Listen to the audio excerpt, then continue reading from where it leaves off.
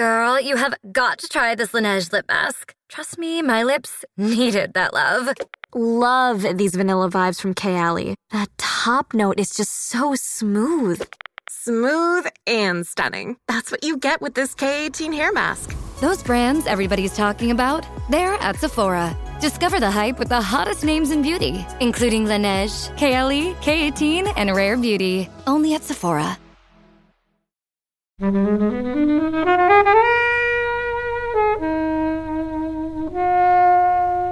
certainly very glad I saw it, and I'm really looking forward to discussing it. I think any film that takes the effort to kind of create its own metaphysical world that plays by its own set of rules and explores very deep and meaningful questions about what it means to be alive, and for that matter, what it means to be dead or to not live, is something that is worth discussing, not only because of what it reveals on the screen, but for what it tells us about our lives off of it and the discussions that it can spark, such as the one I assume we're about to have.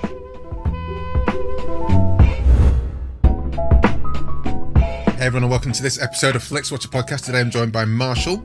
Hi everyone. Rafa. Hi. And Helen. Hi. And we're going to be talking about 9 Days. If you enjoyed this episode of Flixwatcher podcast, please give us a 5-star review on iTunes or Spotify or anywhere else you can rate or review podcasts. Also follow us on Flixwatcher Pod at Twitter or Flixwatcher on Instagram. And always thanks to the mighty people for the tunes that you can hear right now, and to Ben at Rockwood Audio for editing this particular episode and all the episodes of our podcast. If you want to get your podcast edited, then why not give Ben a call? Go for Rockwood Audio, that's ROKK Wood Audio, and tell them that Flixwatcher sent you.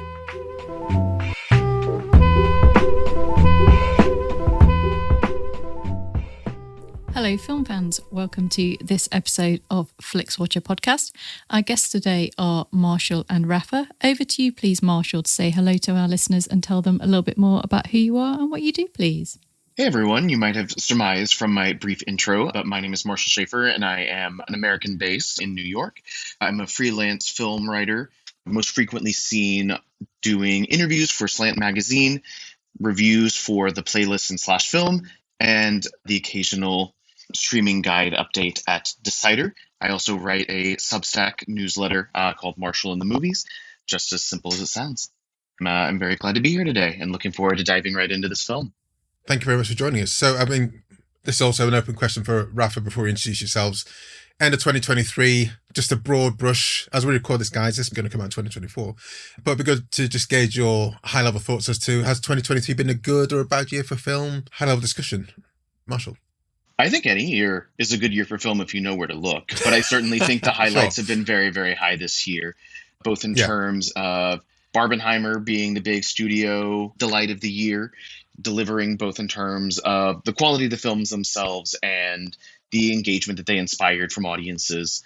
And then you look to the festival circuit internationally, look at things like Anatomy of a Fall, May, December. What else have I really loved this year? Past Lives, Showing Up, which I don't believe is even opened in the UK yet, which is a great shame. Never heard that at all. I hope for you all that you get the joys of Kelly Reichardt coming your way soon. But certainly, as I looked to create my top 10 of the year, an embarrassment of riches as always. Yeah. Rafa, what about yourself before we introduce you properly? Hi, for 2023, well, I just want to say that we at the Edinburgh Film Festival this year have had the UK premiere of Showing Up, which was lovely. I was a programmer at this year's festival. But I do think that 2023 has been a particularly, if not only great, a very diverse landscape of films. There have been a wealth of up-and-coming indie filmmakers rising in the scene like Celine Song, and also incredible films by really well-established filmmakers like Martin Scorsese and Todd Haynes. I loved things like Poor Things that have really pushed the boundaries of visuals and style. At the same time, that films like Fremont by Babak Jalali have really whisked away my heart. And it has been a fantastic year for women in film, with not only incredible debuts, but also films crossing thresholds in history in the box office, like Marshall was saying with Barbie. And to see a film like Anatomy of a Fall do so well in the global circuit has been a thrill as well. So it's been a really good year. Awesome. Well, Rafa, can you just tell us a bit more about yourself? You mentioned Edinburgh Film Festival there. Can you expand on that a little bit? Yeah, I'm Rafa. I am also a film critic and a programmer. You can often see me on Little White Lies, Silent Sound, The Playlist, and Variety. And programming-wise, I have programmed the Edinburgh Film Festival for the past few years. And I've done a few seasons with particular cinemas. And yeah, I am just a freelance in the world of film. I apologise, I've said your name incorrectly. There's Rafa, does that mean you're Brazilian Portuguese origin? Is that the... Yeah, it's okay though. It's Rafa, like half a cup of tea. Yeah, Rafa. Desculpe. Yeah. No, it's okay. Tudo bem. No, I do actually speak Brazilian Portuguese quite well, and my mind's gone blank.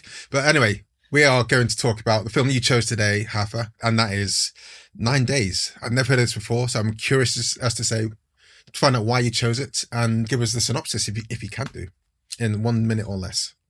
So, in a small yellow house in the middle of the desert, a man will triage his souls to decide whether or not they get a chance at living at the same time as he is struggling with the recent loss of one of his favorite pupils. I've chose this film because it came out in 2021. It was a Sundance 2020 film. So it was right at the thick of the pandemic. And I think it was one of those films that have unfortunately been very overlooked because of the distribution situation at the moment. It's a film that in the UK opened in a very, very limited release. And I just don't think that people had the chance to see it. So I wanted to take the opportunity to discuss the film a little bit more. Also, as you have mentioned, I am Brazilian, and Edson Oda is Japanese-Brazilian, and there are quite a few nuggets of Brazilian culture interspersed throughout the film. And my research, I have a master's in film, and my research for 10 years is suicide on film. So it's right up my alley of the things that I love, and I thought it would be a lovely chance to talk about a film that not many people might have seen. Well, I think Helen, don't like it when people bring films that we haven't seen, films that I haven't heard of. I mean, one of my favourite ones that someone brought on was All About Eve. Major classic film. I'd not heard about it, didn't know it existed, and when I saw it I was like, holy shit, this should have been in my life, as a grown up. So yeah, it's a real skeleton key to so many other films. It's been such a touchstone. I mean, Almodovar, just to name one. It's like I'm sure you probably have a new lens through to see so many other films. But I love it when people do bring films that we wouldn't have. If it's just myself and Helen talking about films on this show, it would have been Wes Anderson. There'd be some Marvel stuff, and there'll be some mainstream indie. Get boring quite quickly. No, you can always call me when you want a depressing indie that people have not heard about. I go to Edinburgh every year, apart from the 2 years of the pandemic for the past 10 years. Went for the first time since the pandemic this year, but I've never been to the Edinburgh Film Festival, so I'm going to keep you on my speed dial and give you a shout next time because I'm super keen to just enjoy that time. But yeah, you said the synopsis in in a smattering right at the stop of that. I'm going to throw it to Marshall or Helen. I mean, what were your thoughts of this? Had you guys heard of 9 Days before Rafa suggested it to us? I had heard of it. I missed it in the pandemic rush. It got a very strange stateside release. It was a little bit bungled, kind of under the radar. They moved the release date a couple of times. And it's usually the kind of film that I would try to catch up with towards the end of the year because it was something that a lot of film critics, such as Rafa, that I really respect, were championing. And the themes were things that I usually like. But I think my angle in on it was a little bit less of the suicide portion of the plot and more of the spiritual and the metaphysical elements. And Sony Pictures Classics, the distributor in the US, just made it really hard to see. They didn't send it in the year-end screeners, which I think for a while I was just throwing a little bit of a fit and didn't see it because of that. And I was like, well, if you don't want me to see it, then it does not merit consideration for my top 10 list and all those things. I don't know that I would have quite cracked that level, but I'm certainly very glad I saw it, and I'm really looking forward to discussing it. I think any film that takes the effort to kind of create its own metaphysical world that plays by its own set of rules and explores very deep and meaningful questions about what it means to be alive, and for that matter, what it means to be dead or to not live, is something that is worth discussing, not only because of what it reveals on the screen, but for what it tells us about our lives off of it and the discussions that it can spark, such as the one I assume we're about to have. So, Helen, I'll toss it over to you. Yeah, so I had not heard this at all, but a simple glance at the cast list and spotting Benedict Wong on there would go, oh, this is probably going to be good, because if he's involved and it's got kind of an element, not necessarily sci-fi, but an element sort of like outside your normal kind of cinema, then the signs are good. And this is, you know, one of the things that we've Kobe's touched on, that we really love doing this podcast. And people always say like, oh, there's nothing on Netflix. Like there's nothing good on Netflix. And there are. You just kind of have to have a little bit of a dig. So when we get brought films that we've never heard of, and they're like a real, genuine surprise, and, you know, we kind of have a really great discussion from it. It's, you know, it's one of the beauties of doing this podcast. So thank you so much for bringing it. But yeah, this is kind of my bag. It was obviously just a really thoughtful piece of cinema. And yeah, I kind of feel that had I have known about it when it came out, it would have been something that I'd wanted to see, but I don't recall hearing or seeing anything about it. So it's a real shame, I think, that it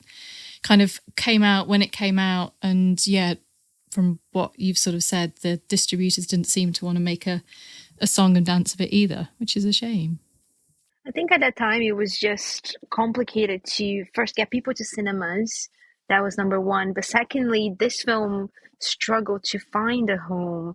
It was passed by A24 and Searchlight. They struggled to get a $10 million budget that he required.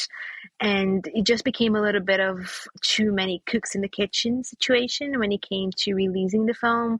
There's a slate of executive producers in this pushing in different directions. One of them is Spike Jonze, who jumped on board after the film premiered on Sundance. And there are obvious comparisons to his body of work, like Her, which was a direct influence by Oda. So I think it was just one of those perfect storms of complications to get people to see it.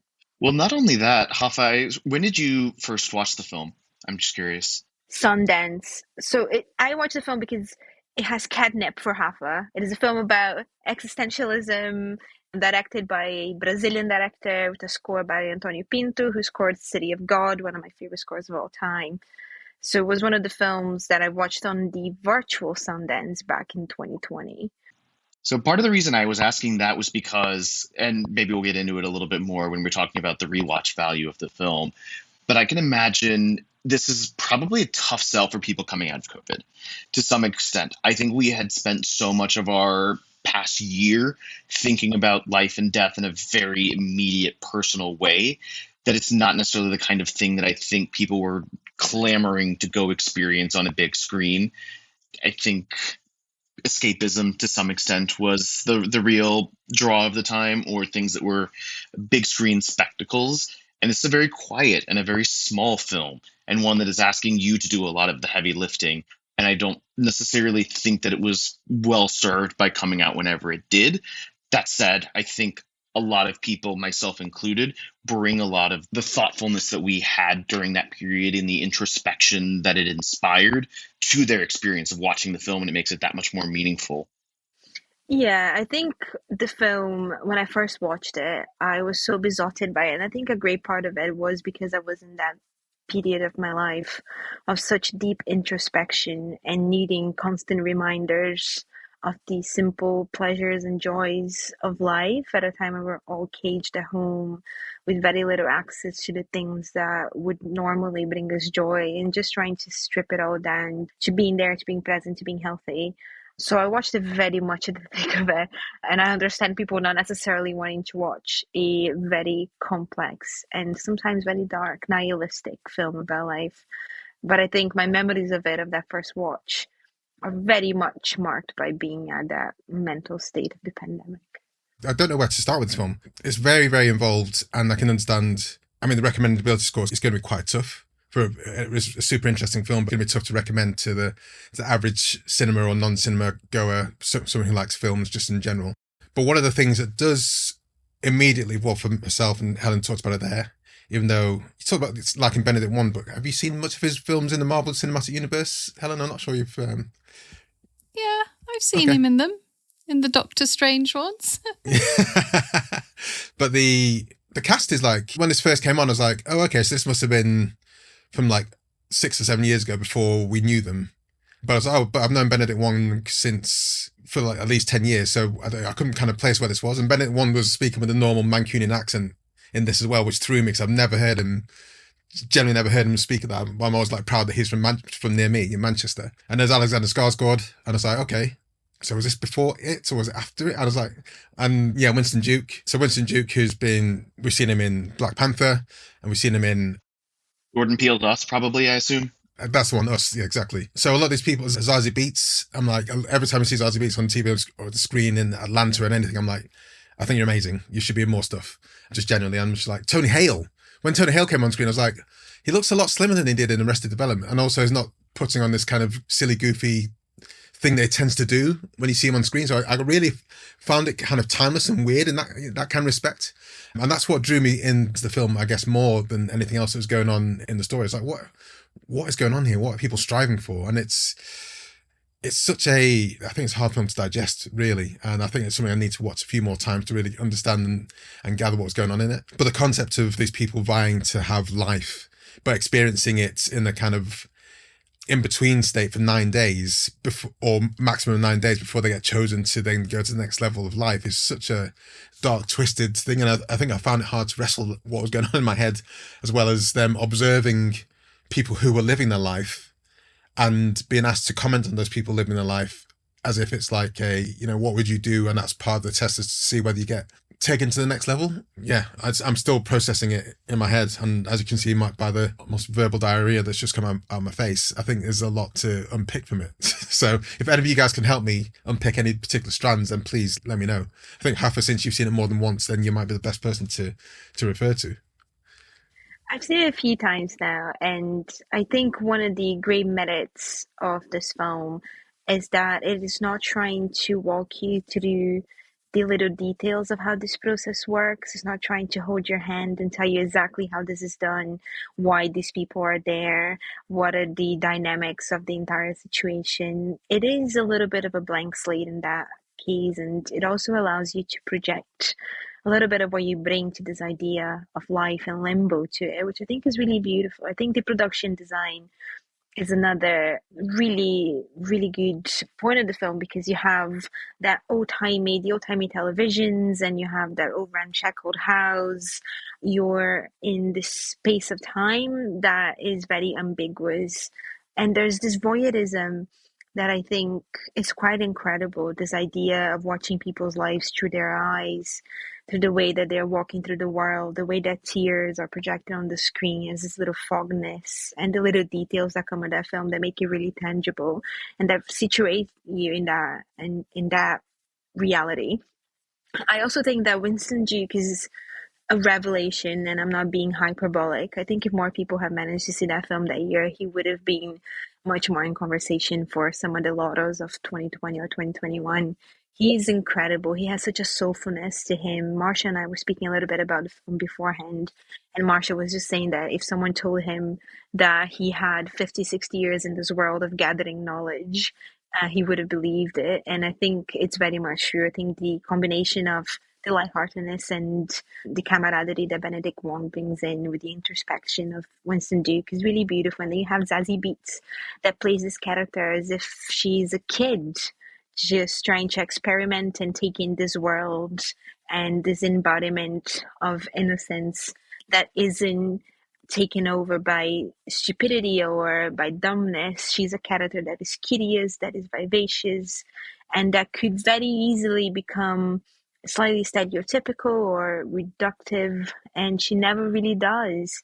So I think it's a film that has such magic at certain points. You understand it's a directorial debut, and there are quite a few hiccups here and there in terms of narrative, in terms of lining things up. I think it could be a little bit more compact in its storytelling, but the magic of certain moments, of the little experiences that they have, of being alive, of riding a bike, of feet touching sand, those little moments that you can almost hear yourself being outside listening to others, that I think are really beautiful. It's just this emotional catharsis that is mainly brought by this idea of empathy and seeing life through the eyes of others, that I really, really love. And I'm not a religious person, but it is a very spiritual watch for me to think of this idea of souls embarking into their lives on earth. So yeah, I do quite love the message and the ideas of the film. Watching this, it kind of felt like a little bit what like Terrence Malick has been trying to do for the last few years, but not really very well. And I just feel that this kind of nailed it a little bit better, a lot better than what he was trying to do. Like Rafa, I am also going to clasp my chest. No! We're both... What do you mean? Malickians. There have been some ups and downs. I love Tree of Life, but yeah. You like the Tree of Life? I think some of the more contemporary set ones have had their ups and downs. The kind of, what was it, To the Wonder, Song to Song, Knight of Cups. Yes, that one. Yeah. Yeah, they have their moments, but I agree with you. They are very swingy. And it's just kind of the video style as well, where we're obviously at the start and we're looking through.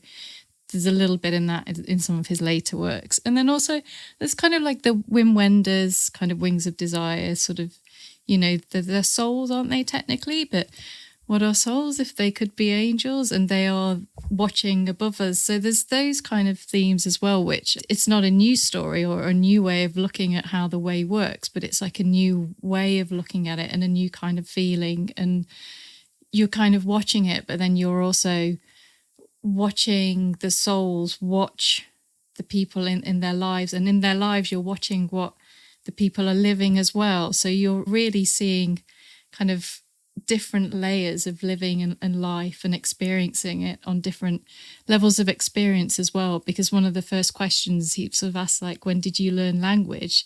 So these souls have only been in existence for such a short period of time, and suddenly they're exposed through all these screens and all these different lives of what the world can be. And the world is what it is, and it's horrible, it's beautiful, it's slow, it's repetitive, it's all of those magical things. So it's really interesting how we're all kind of coming at it from different ways and how it's made us all feel slightly different, which not every film has to do that, but when a film kind of, I guess that's its intention, I would think so. Mm. But when it does it, and it does it so well that you kind of feel it very, very deep, it's quite rare that it manages to do that, I think, like Terrence Malick with some of those other ones that weren't so good.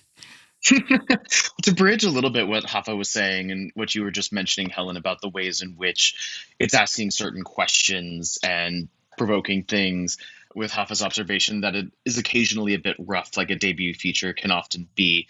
You know, the structure of the film to me oftentimes feels like, okay, here's a kind of a crash course in moral philosophy, with each of the days kind of corresponding to another major topic in existentialism of what it means to be alive. And I do think there are moments which it can feel a little bit schematic, or it just feels as if a professor is running through a number of scenarios and wants you to go home and write a term paper on them. But I do think that it fleshes them out enough with the discussions between Will and the aspiring souls, or between Will and Benedict Wong's character. Is it Kyo, I believe? Yeah, Kyo. I can't remember if that's how you pronounce it. It gives you enough to where it doesn't just feel like an academic exercise in search of a plot.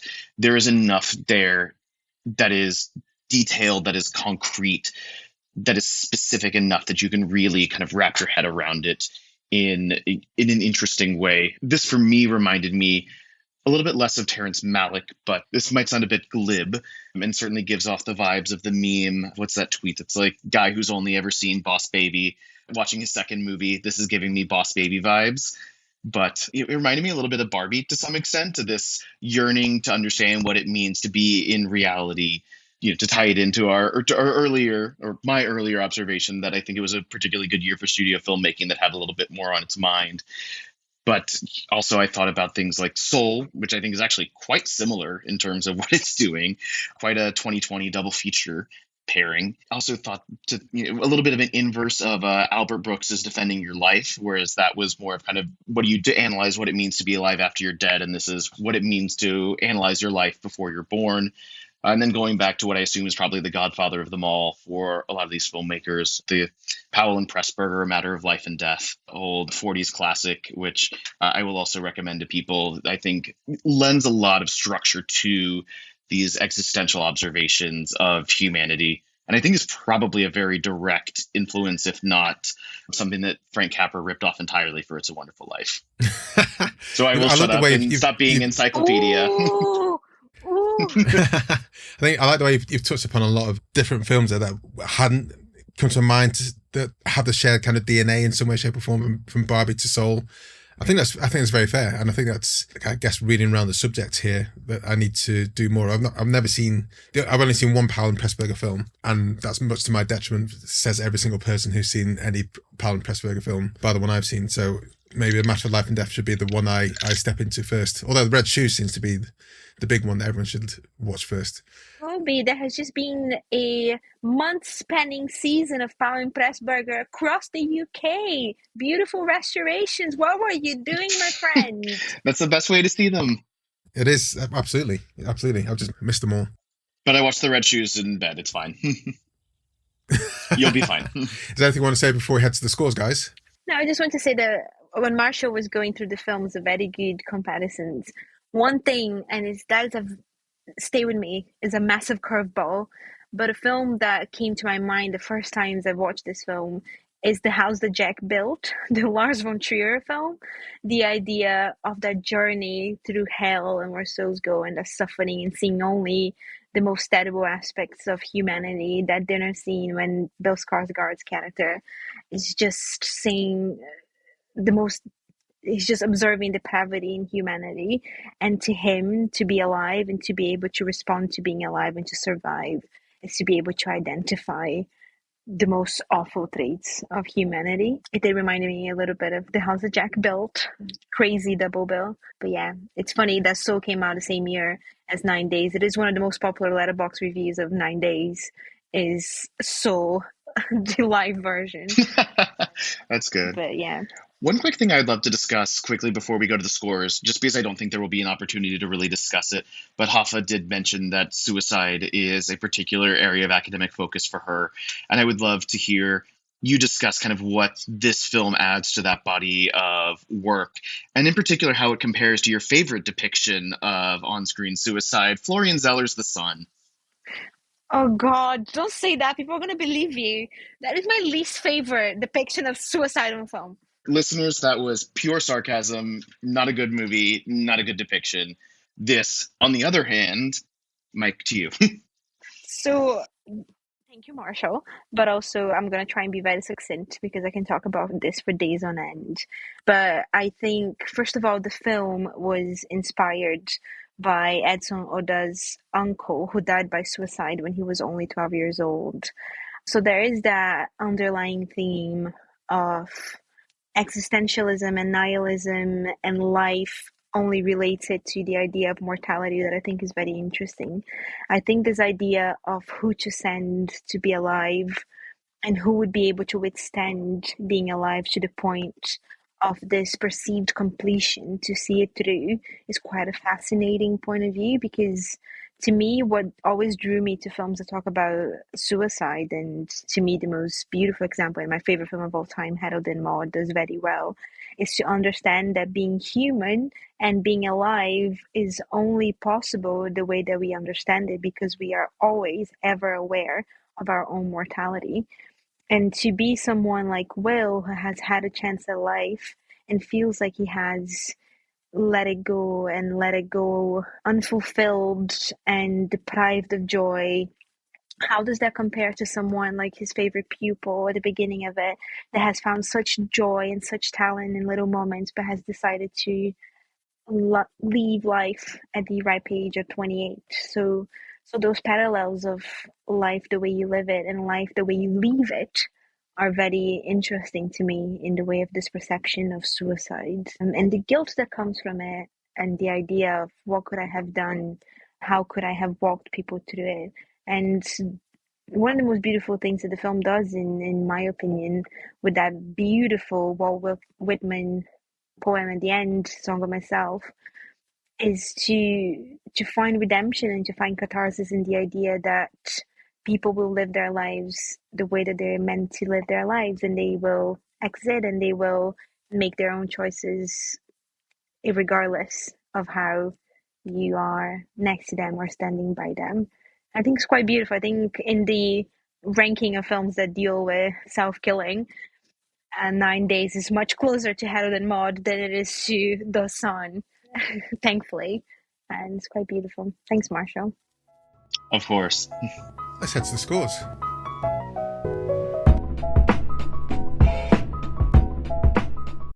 Llévate más de lo que esperas todos los días con el nuevo McValue en McDonald's. Ahora puedes comprar uno y sumarle otro por $1.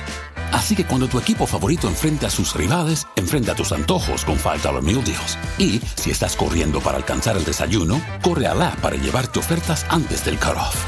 Tú decides, y con McValue, tu decisión siempre rinde más. Precios y participación pueden variar. BOGO $1 válido para un producto de igual o menor valor. Debe estar registrado en Rewards para ofertas en el app. Sergeant and Mr. Smith, you're gonna love this house. Bunk beds in a closet? There's no field manual for finding the right home. But when you do, USAA Homeowners Insurance can help protect it the right way. Restrictions apply.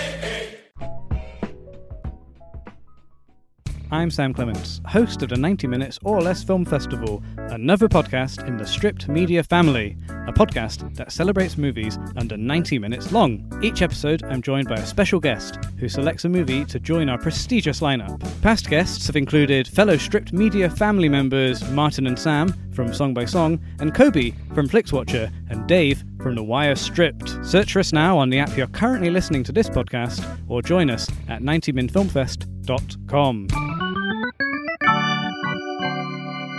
So welcome to the Flixwatcher scores, all of the scores out of 5. And we will start with you, please, Rafa, with your recommendability. I think this is a very tricky film to recommend. I am very aware of my tendency to recommend incredibly depressing films to people, and they not always take me on because they're afraid of what I'm telling them to watch. So I think it would be a 3. I think it is recommendable, but you need to understand who you're recommending it to. Marshall? I would say a 4. I'll be a little bit more generous. I'm going to presume that the person who is even asking about this in the first place, or I would be thinking about recommending it to, has some tolerance and appetite for something like this. I think I chafe against the idea that this is a depressing movie. Obviously, it deals with some very heavy subject matter, and it does go to some very melancholy places. But I think ultimately, if you're willing to meet it on that level, it is something that you can find very uplifting. And if certainly not uplifting, it will at least inspire conversations that will hopefully nudge you in a direction that will bring you to a place of enlightenment or contentment. Helen? I'm going to go 4 as well. It's definitely not going to be for everyone, but I think as a film, there are kind of the tougher subjects, and you know, that it is quite thoughtful and probably kind of a bit slow, but also there's a lot of beauty to be found. And I guess how you kind of come out of it at the end depends on where you are on your kind of own life journey and how you're feeling. But yeah, I kind of came out of it seeing it as a celebration as life, and to recognise the kind of smaller moments as much as the big moments. And I just really loved the recreation of the bike ride, and it just reminded me of how much pleasure and joy I get out of cycling myself. So yeah, a 4. Yeah, I'm going to go for in between you guys with a 3.6 here. I don't think I'll be able to as flagrantly recommend it to people, but I think those people I do obviously saying, look, first of all, it's got people that we all love in key roles in this, and I do love it when actors, I don't want to say slum it, but they take a step away from where people typically see them. I think Zazie Beetz is going to be in Deadpool 3, for example. Every time I see Tony Hale, immediately a smile comes on my face. And it was interesting for that not to be the case when I saw Tony Hale on the screen. So those are things that make it easier to recommend. But I think that the subject matter generally is like a kind of sit them down and just explain things before recommending it. So yeah, 3.6. Repeat viewing score. Rafa, you've seen this a few times. Yeah, so if I was saying this for me, that would be a 5, because I think I've seen this film 4 or 5 times now. Well, it's for you. It is for you, this score. Oh, so if it's just for me, yeah, of course, that's a very high one. But if I was thinking of like other people who are not as hardcore into this film as I might be, I don't think it's necessarily something that they would be just going through Netflix on a Wednesday and be like, I really enjoyed this. Why not get myself to do it again? So I don't think... Now, this is all for you, Rafa, because the average is for everyone. This is your score for yourself. So for me, this would be a 5, because every time I'm feeling a little bit melancholic or that I'm needing a bit of a pinch of a reminder, of the small beauties of life, I put it on and I love it. And I think the score is just the most beautiful, beautiful thing. So even when I'm not actively watching the film, I'm listening to the songs and the score and just being brought back to it in a certain way. Awesome. Marshall? I'm going to say 4.5, but I'm going to take it from the exact opposite angle as Hoffa, where she's talking about the smaller details that mean a lot. I'm thinking about the overall structure of the film, and we alluded a little bit to how this is not a movie that's spoon-feeding you the structure or the rules of this world and how it's working. And especially the first 15 minutes or so, you can watch it and be like, what on earth is happening? What are these TVs? There's a lot of details about the mechanics of how souls get put into human bodies on Earth that I think, I have to assume, and Hoffa can probably confirm this, will make themselves much more evident on the second viewing. And perhaps then, once you're no longer worried about the larger rules of this world, you can then really start to see a lot of the small moments and the small grace notes that become such a large portion of the film's power at the end. Helen? I think I'd give it a 3. I don't know if it's going to be one that I'm going to watch loads and loads, but in a few years, I think I'd like to revisit it. Yeah. So yeah, a 3. Yeah, this is... So I'm going to give it a 4, and I give higher repeat viewing scores for 2 reasons. One, because I'm going to watch it as often as I can when I have a break in the day, or I need to watch it again because there's things that I need to absorb and rewatch and redigest. This is the latter. I don't think I'm going to watch that often, frequently, but maybe in a year's time after I've had the time away from it to think, okay, now, and the same way Marshall said, now I can maybe just absorb what's going on instead of trying to work out the mechanics of what this world is. But I like the way they put that together as well in this, because the first soul that we meet, and he asks how old she is, and she says 4. And you're like, hold on, what? You're clearly not 4. And then it says 4 minutes, 4 hours, and you're like, okay, this has put me off kilter. So already that kind of, I wouldn't be going into this repeat viewings with that kind of headspace or mentality, which allows you to absorb the film more. So that's why it's got a high repeat viewing score. But in terms of frequency, I don't think I'll be watching it that often. Small screen score, Rafa. I would say this works quite well away from a cinema screen. I think it would be a 4. I think people don't necessarily need to watch this in the cinema. I am quite cautious of watching such emotionally impactful films in a smartphone, so I would say probably put the iPhone down and maybe watch it on your TV if that's a possibility, and you really get the minutiae of the details of the production design, which I think are really clever if you're watching it in a television. So I'd say that would be nice, but it does have very good small screen potential. It's a film that you can watch in a plane. There's no nudity, no heavy sex. You can watch it with people around you. Quite okay. You can watch it with your family. There will be no embarrassing moments. So yeah, 4. Marshall? I think I would also go 4. I watched this film spread across 2 days on my iPad on an elliptical machine, which is, quite the place to contemplate the deeper meaning of life. But, sometimes you have to do the best you can with the time that you have. And I thought it worked just fine that way. Helen? That could be like the tagline for the movie, couldn't it? Sometimes you have to do the best you can with the time that you have. Yeah. Sony Pictures Classics, whenever you're re-releasing it, you're welcome. Works on an elliptical machine. Marshall Shaffer. I have written an entire newsletter about films that I think are great to watch on elliptical machines. Elliptical cinema is a real passion of mine. I know, and I have read it, and it's great. I've got a bike trainer, and I do watch quite a few TVs and shows TV shows whilst I'm on that bike, and it does, a lot of them surprisingly work quite well. Anyway, Helen. I did not watch it on any kind of training machine. I just watched it on my TV at home. I think this would definitely be the kind of film that I would have gone to see at the cinema, but given I didn't have the opportunity to do that, I think it works fine on Netflix, and I think it's great that it's there on Netflix for you to discover, so I'm going to give it a 5. I'm going to 4.8 because I think, for me it worked great on the small screen. I TV and iPad in one sitting, but I just transferred from one to the other. But I do think I would get more from it watching in the cinema where there's fewer distractions, even though I wasn't really distracted. But I think something like this it's useful being in that cinema frame of mind, I think. And finally, engagement score. Rafa.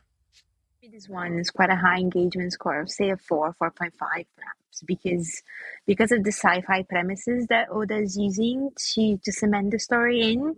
I think people are just naturally curious to understand what this is all about. So even if they're not necessarily grasped by all of the existential points of the film, I think they will be wanting to know who makes it through the triage and how this ends. They will be curious to see how the film unravels. So I think this has quite a good engagement score, even if it does feel a bit slow at times. I think it's not as slow that will lose people to the point of leaving the story altogether. Marshall? I'll give it a 4.3. I think it is a film that is very hard to watch passively. I think because it asks you to do so much heavy lifting in terms of both putting together the mechanics of the world, as well as contemplating how you would answer a lot of the questions that are posed to the various souls. I will take off a little bit just because I don't think the execution is always as flawless as it could be.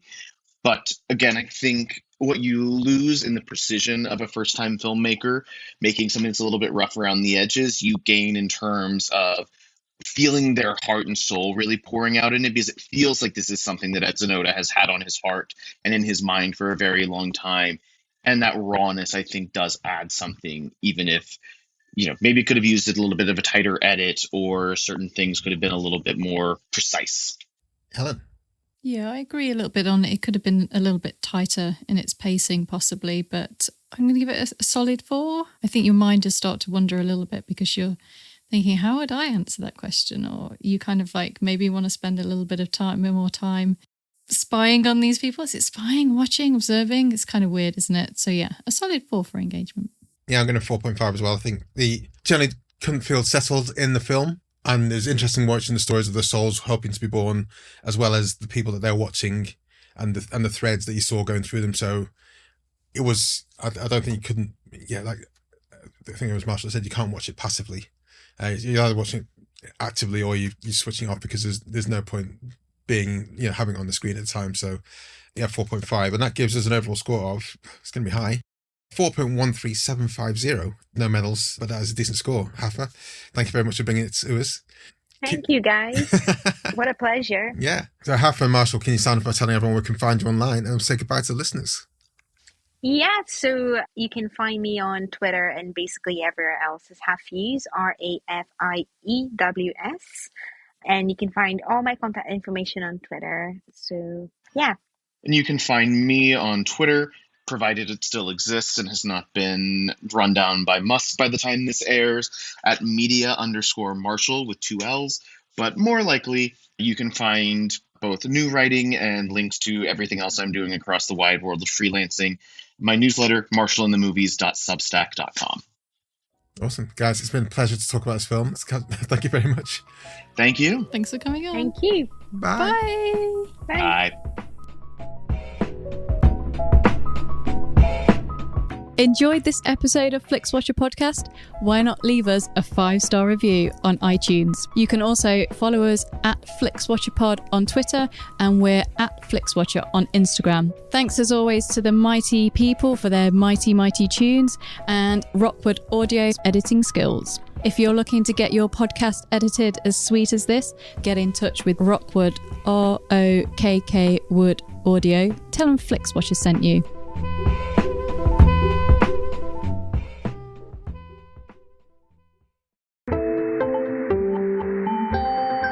You just heard a Stripped Media production.